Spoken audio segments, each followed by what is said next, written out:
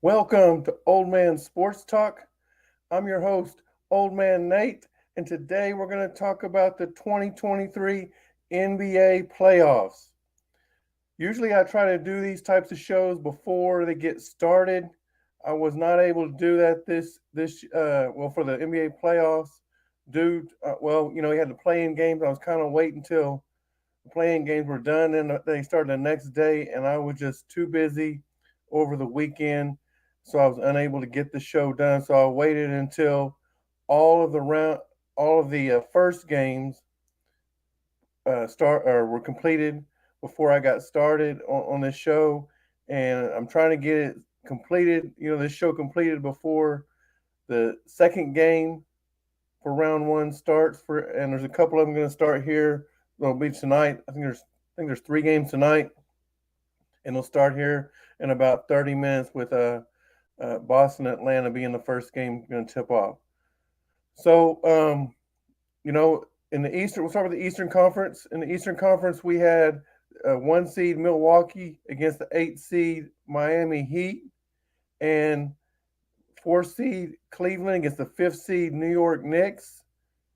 The third seed Philadelphia against the sixth seed Brooklyn Nets. The second seed Boston Celtics against the seventh seed Atlanta Hawks. And really, you know, there was only a couple surprises in the first game so far. Uh, Milwaukee got handled pretty easily by Miami. That was a big shocker for me. I was not expecting that, and I know that Giannis got hurt in that game, and some people say, "Well, that's the reason they lost." I don't know if they would have won if he had finished the game. Miami was taking it to him, and when he got hurt, it just made it a little bit easier for him.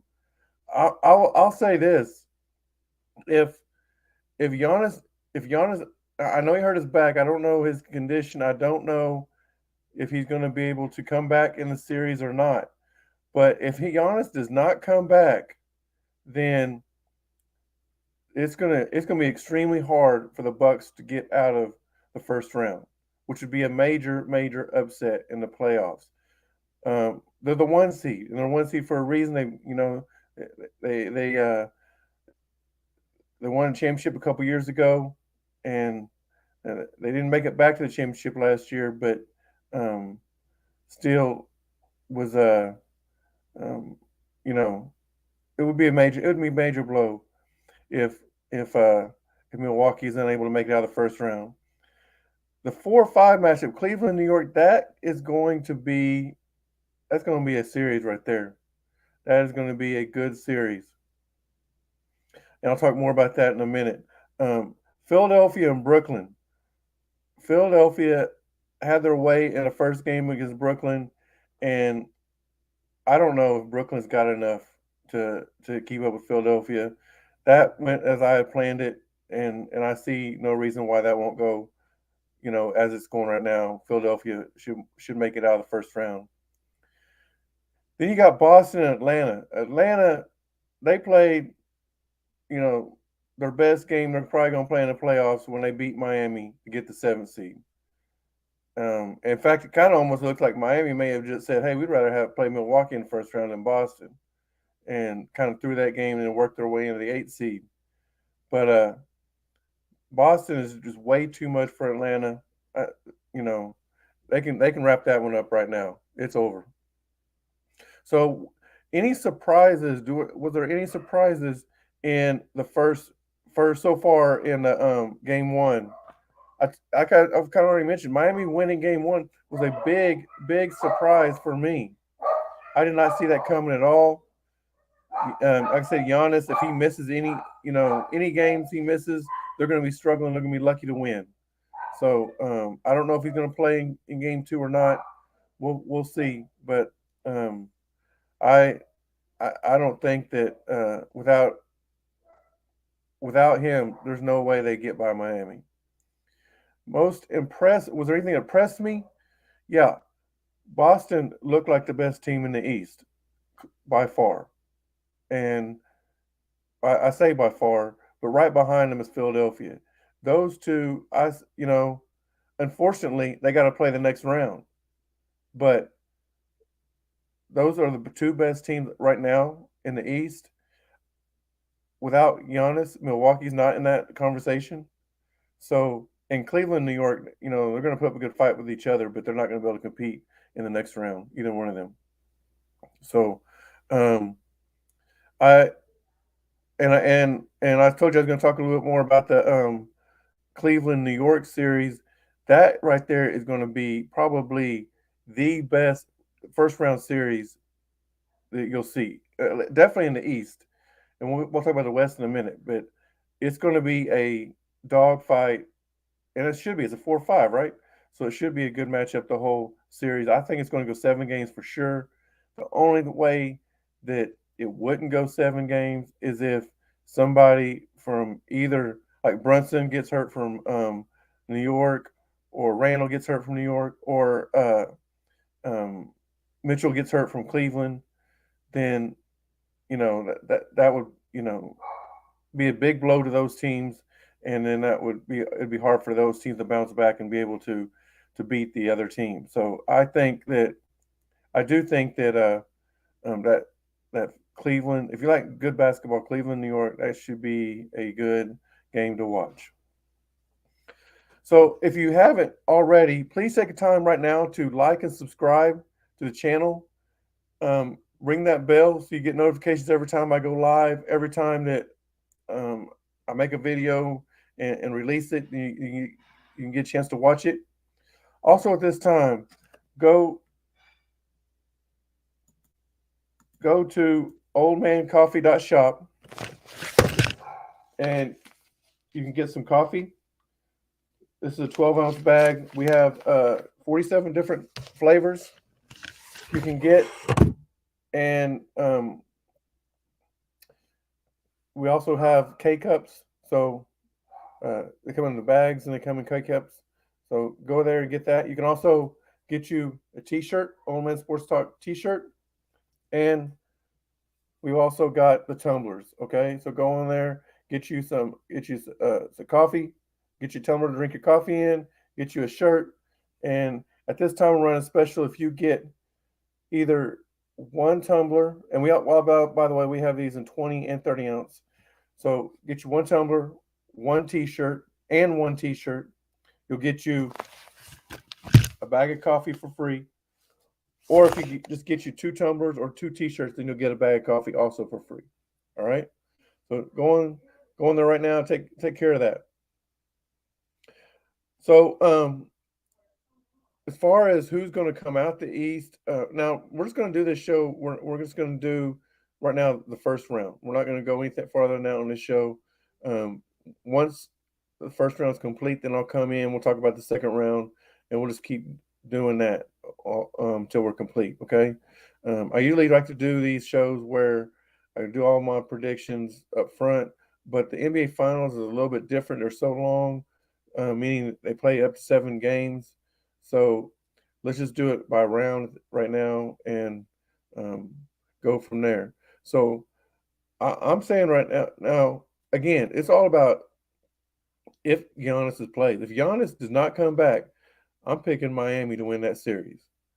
And even if he does come back, the way they looked the other day, they could still win the series.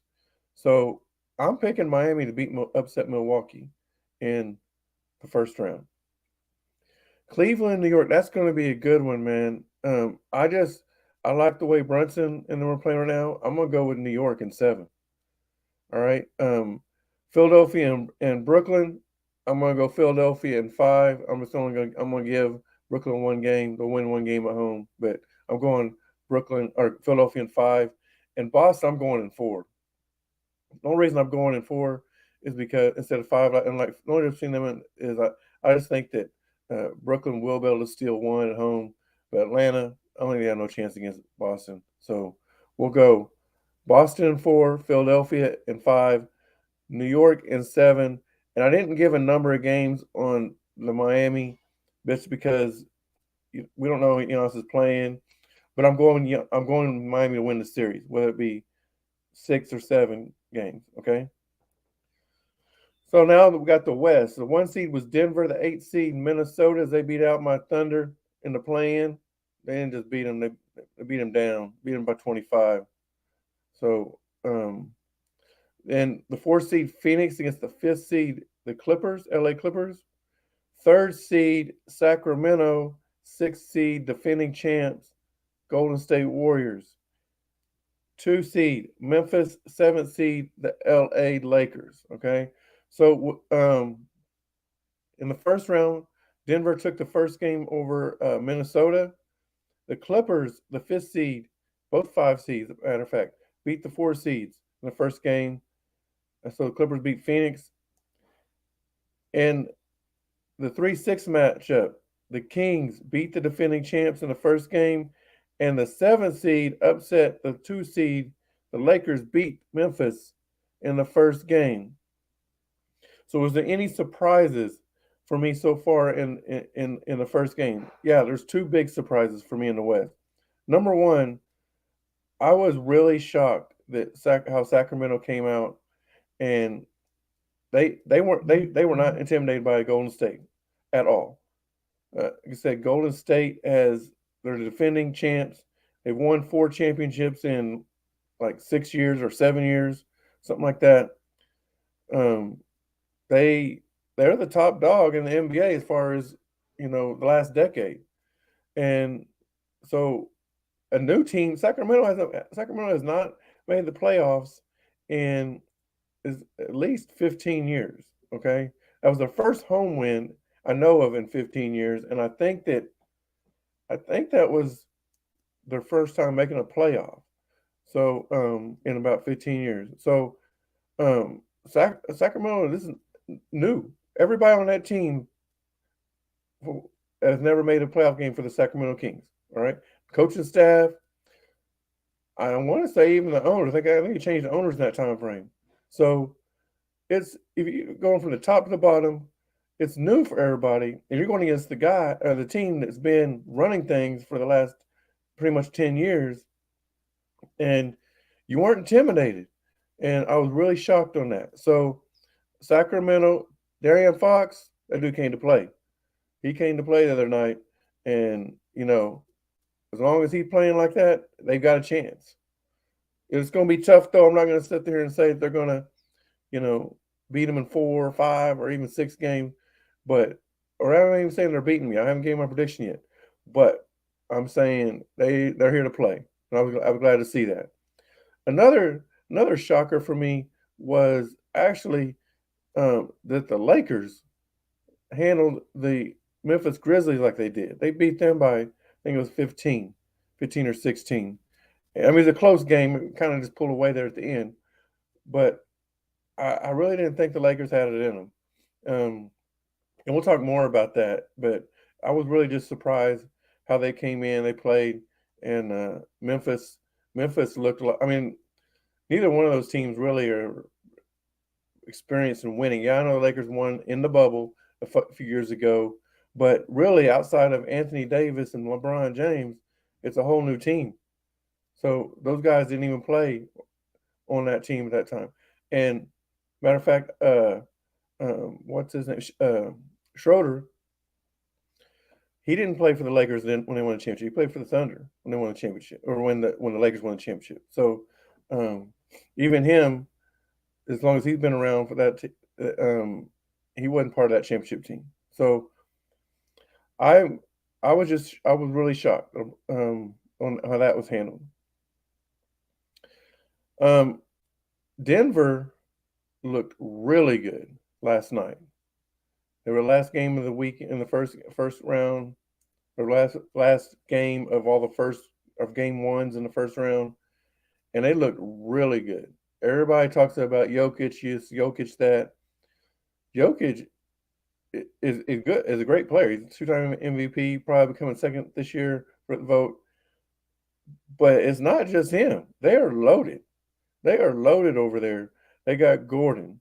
They got Porter. They got Murray. And they got a couple other guys that just do what they're supposed to do and hit shots when you leave them open. They play that fast pace. I like it. I like watching them play.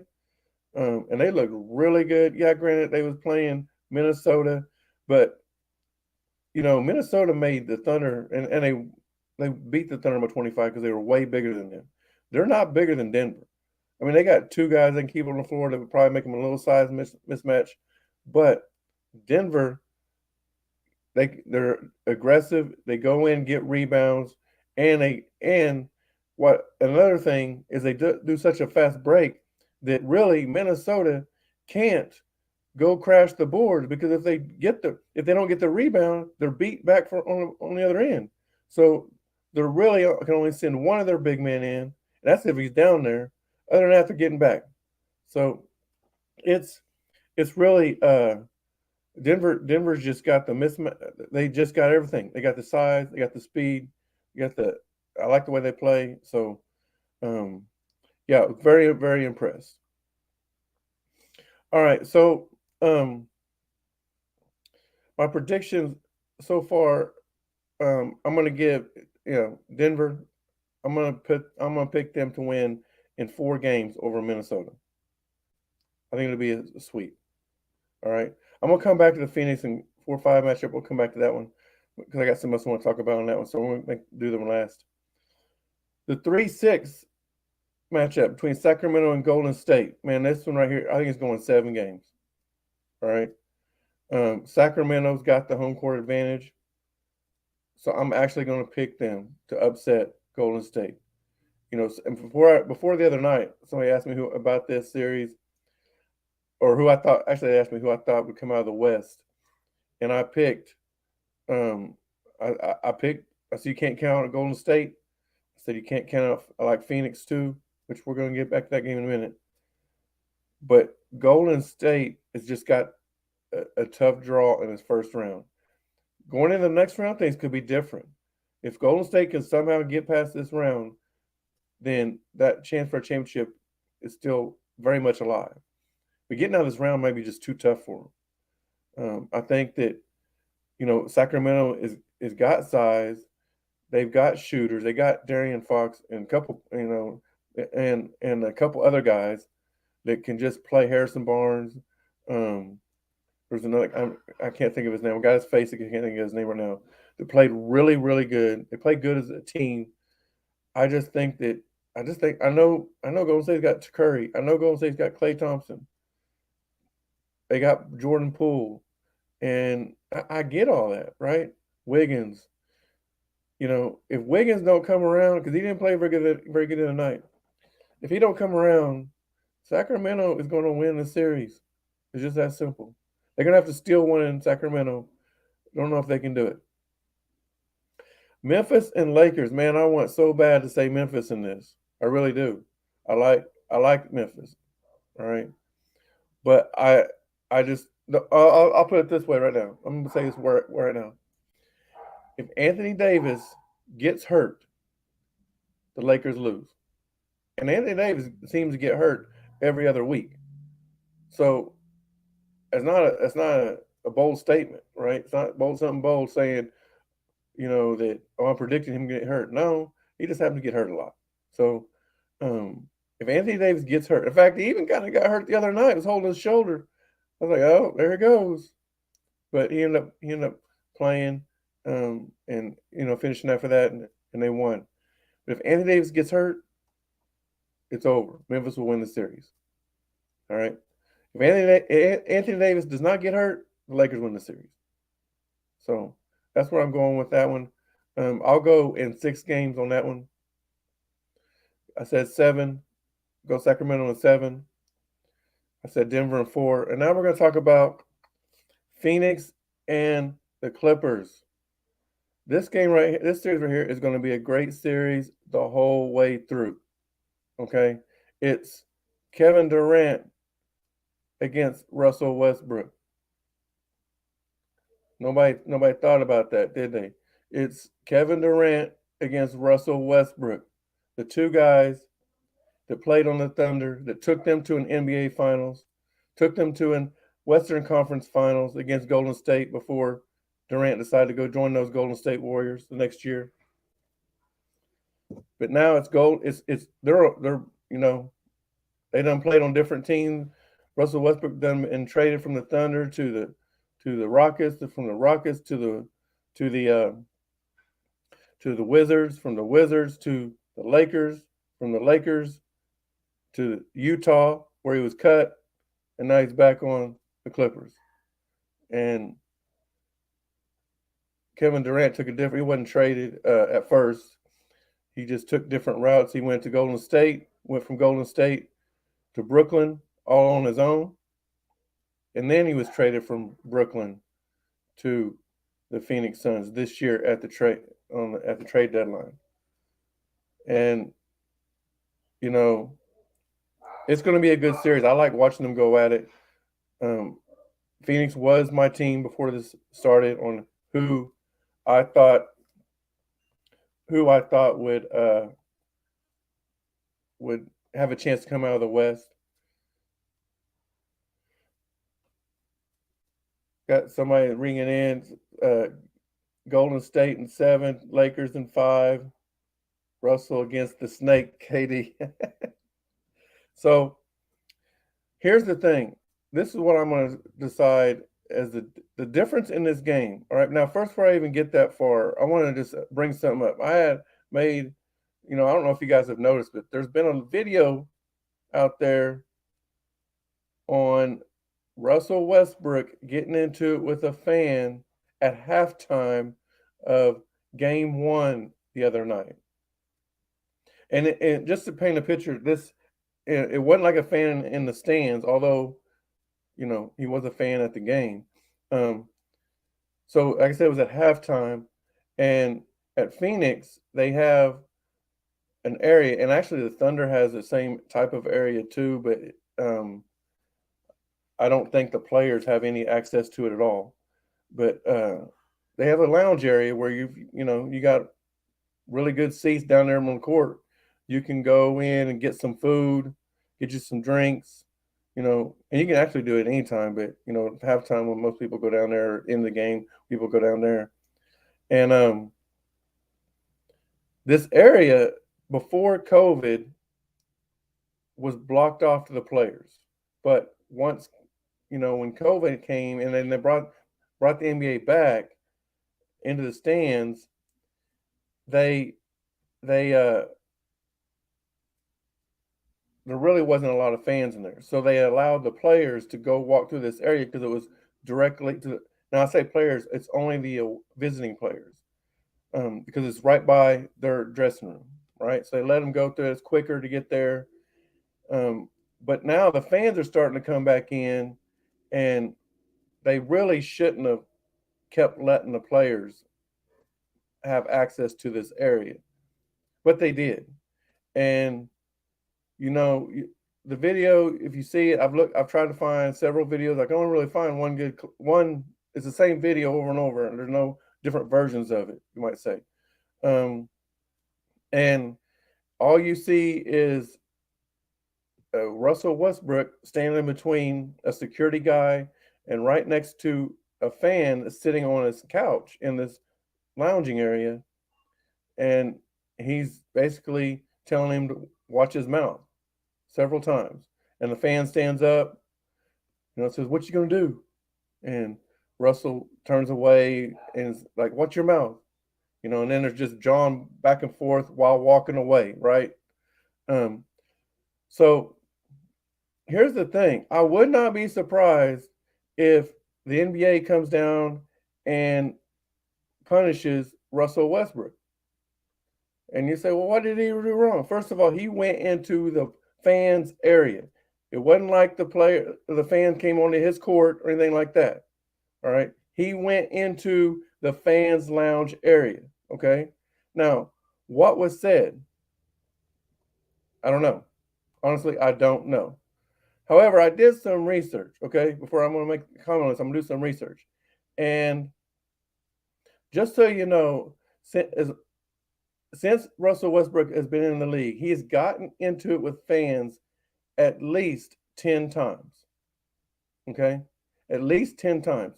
8 of those were just verbally. Okay? The other 2, I'm not condoning at all.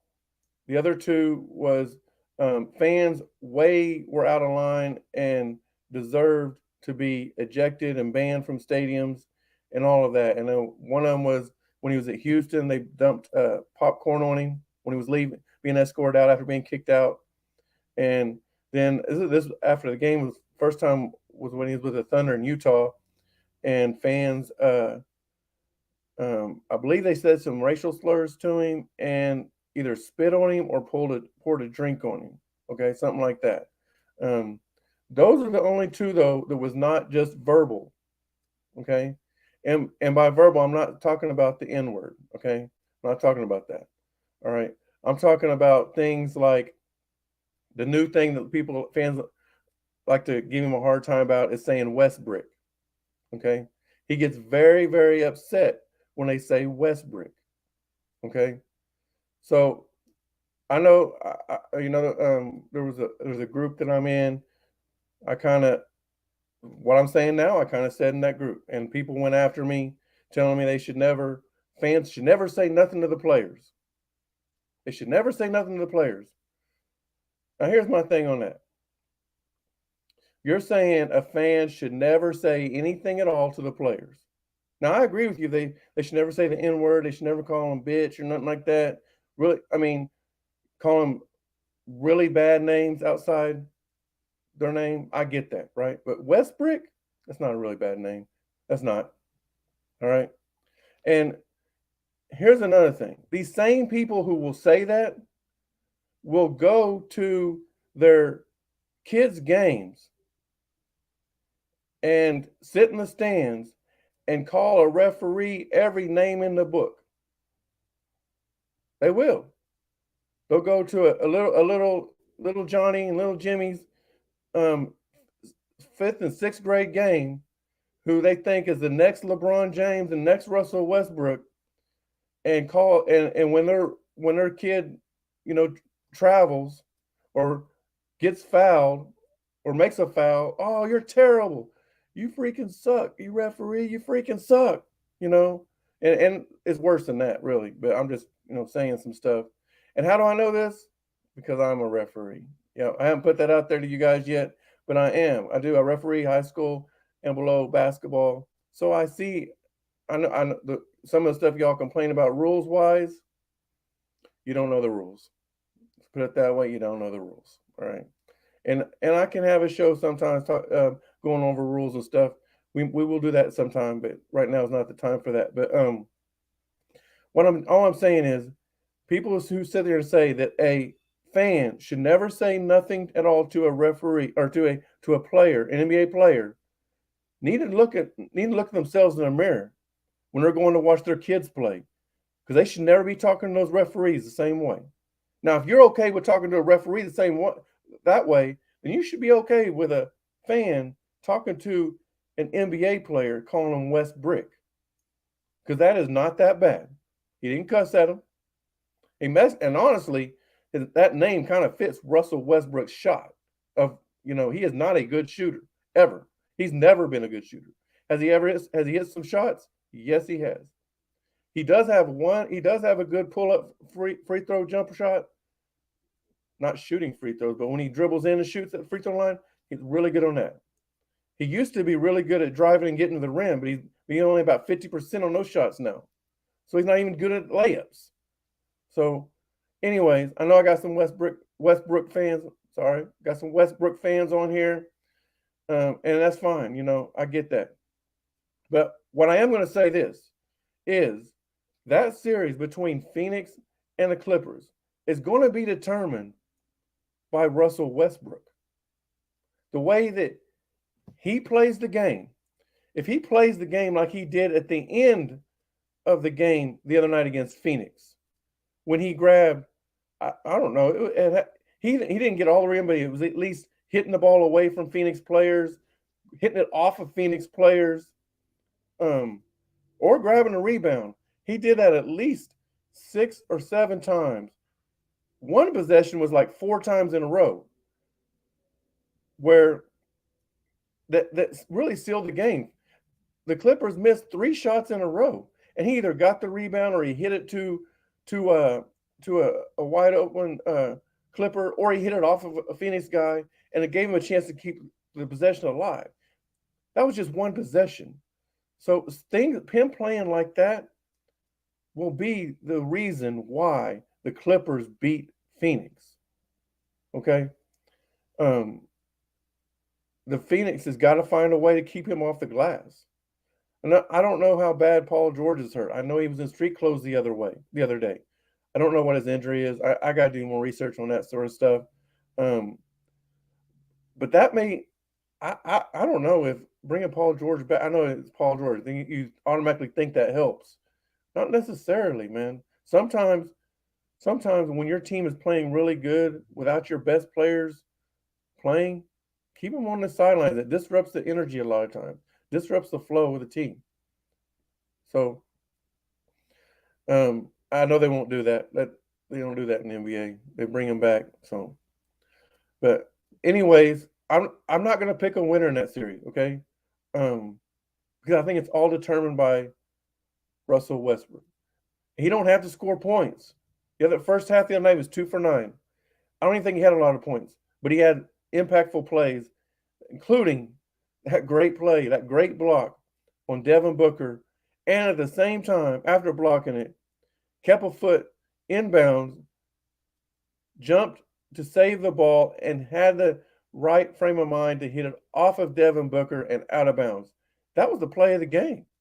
I mean, they was only up 3 points with less than 10 seconds to go in the game. Now Phoenix didn't have any timeout because they had to use They had to use 2 timeouts in one at once. So thanks Tanisha. Um, PG Paul George has a knee sprain. Appreciate that. Um, anyways, he played his ass off the other night. I got to give it to him. I'm not a big Russell Westbrook fan. Never have been. I don't. I do. If you ask me who was a better player, who I'd rather have, KD or Westbrook, it'd been KD all day. But I was very upset with what KD did. Okay, KD did the Thunder wrong. I'm not going to discuss any more of that right now. So, and I am looking forward to this matchup though between KD and Russell Westbrook. I hope it goes 7 games. I really do. And I want Phoenix to win, but if Russell Westbrook plays like he did the other night, it's gonna be the Clippers. It's gonna be the Clippers. All right. If you haven't already, please like, subscribe, leave some comments. I see. Tanisha did a lot of comments over here. Leave some more comments. I'll reply to all your comments and stuff. Um, Again, thank you for tuning in tonight. Went a little bit longer than I wanted to, but had a lot to talk about with that Russell Westbrook stuff. Um, I hope you guys are tuning in and watching the series. I'll be on tonight watching. Like I said, Boston. They should be tipped off by now. Boston, Atlanta. And there's a couple other games after that. I'll be. I don't know if I'll watch them all, but I'll watch at least the first two. And you guys tune in. We'll have another show here later this week. Not sure what it's going to be about yet, but we'll have another show later this week. And keep liking, subscribing, watching the show. Until then, we'll see you next time.